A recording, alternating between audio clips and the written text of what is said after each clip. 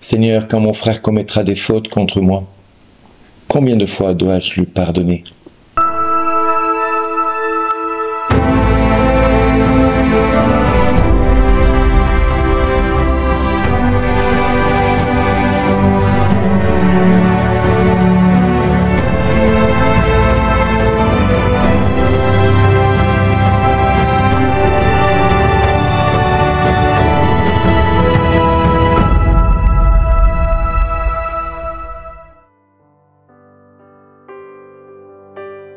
Bonjour les amis, combien de fois dois-je lui pardonner?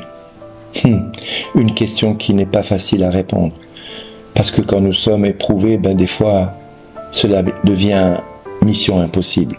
Pourtant, nous avons tous autour de nous des exemples, des proches qui nous ont, par le passé, et souvent des membres de nos familles, ont été pour nous occasion de souffrance, de blessures.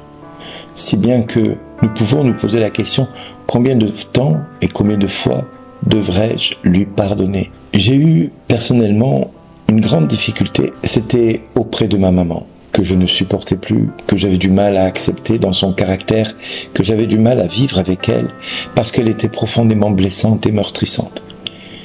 Et chaque fois que nous l'avions au téléphone avec mon épouse, je ne voulais pas lui parler.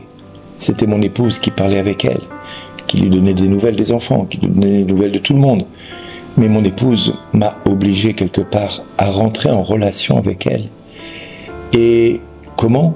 Tout simplement en disant à ma maman, tiens, je vous passe Bernard, il est là.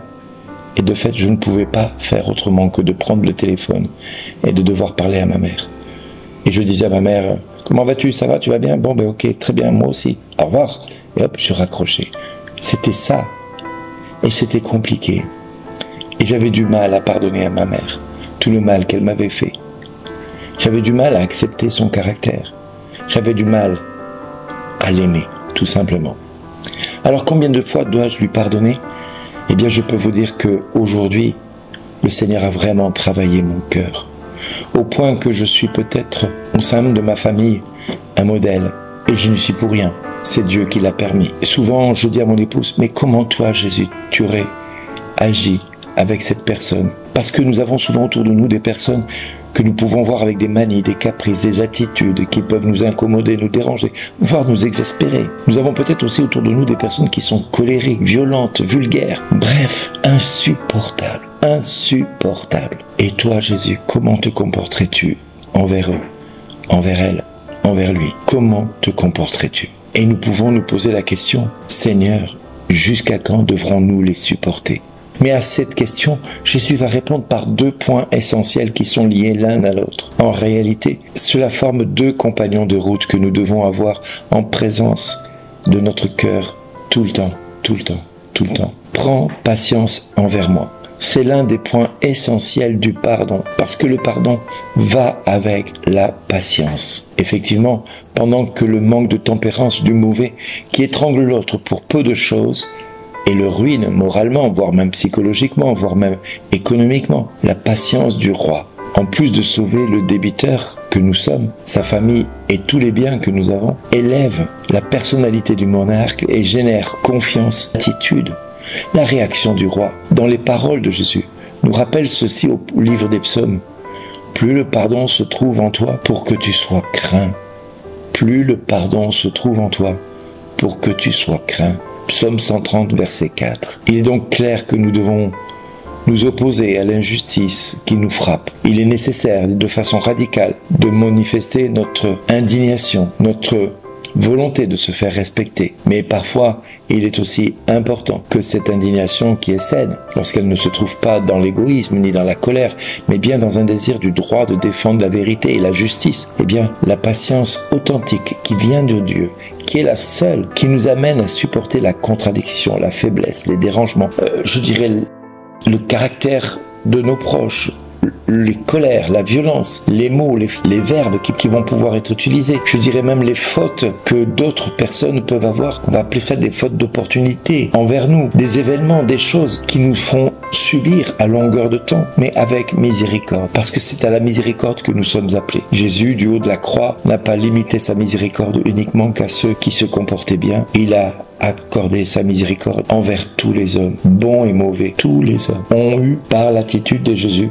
accès au pardon. Et c'est par cette miséricorde qu'il nous invite à rentrer dans la miséricorde. Être patient équivaut à se dominer soi-même, à tempérer notre réaction et notre colère. Les êtres susceptibles ou violents ne peuvent pas être patients. Ils n'arrivent pas à être patients. Ils ne méritent pas quelque part que le maître s'intéresse à eux-mêmes. Non, ils ne sont même pas maîtres d'eux-mêmes. Comment le maître pourrait-il s'intéresser à eux? Ils ont une inconstance dans leur cœur.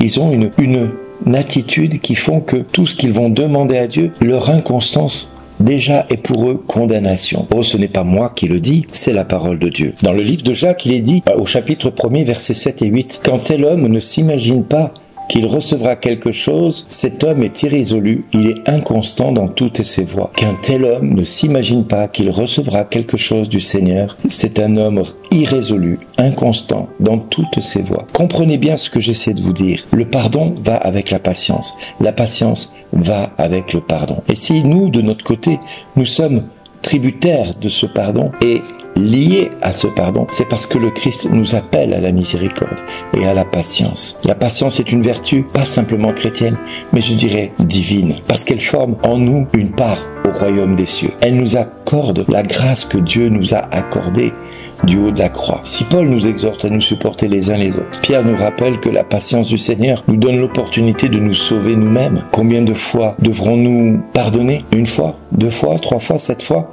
10 fois, 100 fois, 70 fois, 7 fois. Ce qui veut dire que ça doit être continuel. Parce que si Dieu nous appelle à pardonner, c'est parce qu'il n'y a pas d'autre solution pour voir notre monde et la société dans laquelle nous sommes changer. Parce que c'est par notre attitude, par notre changement personnel que le monde va changer. Si nous attendons que les autres, qui sont nos bourreaux par leur inconstance, par leur attitude, par leur colère, par leur violence, par leurs mots, par le fait qu'ils nous exaspèrent et nous rendent la vie insupportable, si nous attendons après eux qu'ils changent, le monde ne changera pas. Si tu veux que le monde change, commence-toi par changer. Commence-toi déjà par accepter que l'autre ne puisse pas être à la hauteur, que l'autre ne puisse pas t'aimer, que l'autre ne puisse pas être attentif et bienveillant à ton égard. Non, le pardon est celui qui nous donnera la grâce d'accepter l'autre tel qu'il est et non pas tel que nous aimerions qu'il soit. Il peut être toxique, mais tu dois l'aimer quand même. Il peut être violent, tu dois l'aimer quand même. Ça ne veut pas dire que tu dois vivre toute ta vie avec lui. Ça veut dire aussi que peut-être tu dois pardonner 70 fois, 7 fois. C'est-à-dire 7, 0